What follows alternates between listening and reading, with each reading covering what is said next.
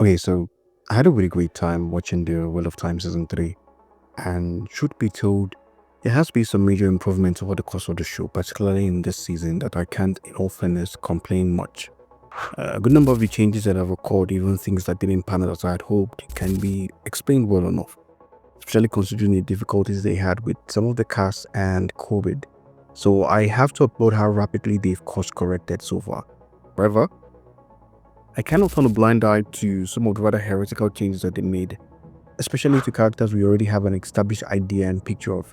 And no one has suffered more from this than Siuan Sanche, the Armanin seat. I'm not sure where to start, but I'll show you there are far more significant changes in the TV show than just her appearance. Her personality, relationship, and overall presence are all widely different. But we're going to start with the personality and tone. In the book, Swan is sharp. I mean, not just mentally sharp, but sharp in the way she talks, sharp in her decisions, sharp in her attitude. She's more blunt, she's bossy, she throws around really things like the handouts. She's confident, she's driven, she's essentially a go-getter. She's the kind of person with real presence who gets things done. Now, if you compare that to TV Swan, played by Sophia Kennedy, which is a fantastic aspect, right? I'm going to assume she just played the hand she was dealt with, and it's the director should be side-eyeing here. TV Swan is portrayed as unsure, lacking in confidence, and frankly, a lovesick puppy with no spine. Her body language and characterizations throughout the show, particularly in this season, are more of those of someone who's never seemed to belong in power in the first place. Half the time she's indecisive, and the other half she's pining for Maureen. She felt completely out of place. It was like she was trapped in a role she didn't really want. And she actually goes ahead to say this on screen a few times, right? All of this made her seem like an Amelin who was wildly incompetent, was more concerned with getting frisky with Maureen rather than doing the job she was meant to do, which is preparing the tower for time on Gaiden. And this brings me to my second major point, her romantic relationship with Maureen. And this is one of the biggest changes in my opinion.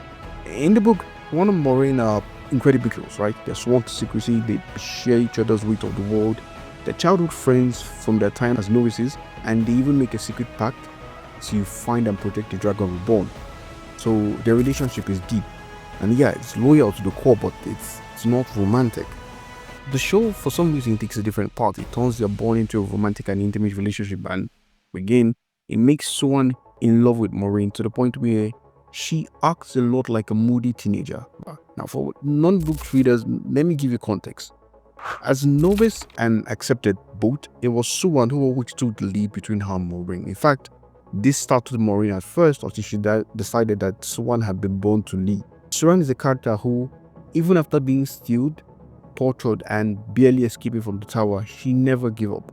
While others who got stealed often lost their will to live, or like Leanne chose to just escape, Siuan, broken, battered, finds a way to Salda and joins the rebel Aes Sedai forces. She does this knowing that she would no longer have any real authority. I mean, I remember feeling inspired, wondering how someone who had lost so much could get up, dust herself off, and head right back into the fight. Even when she was in love with Garrett Bryn, Siuan never lost her edge. She kept her strong will and sharp demeanor. Even when the other Aes Sedai tried to consistently put her in her place, she never truly gave in. The Siuan we're given in the TV show, that was a travesty. We should have seen a woman who was fierce, who was intelligent, who was driven. Not someone whose foremost thought was on what if of running away with her lover.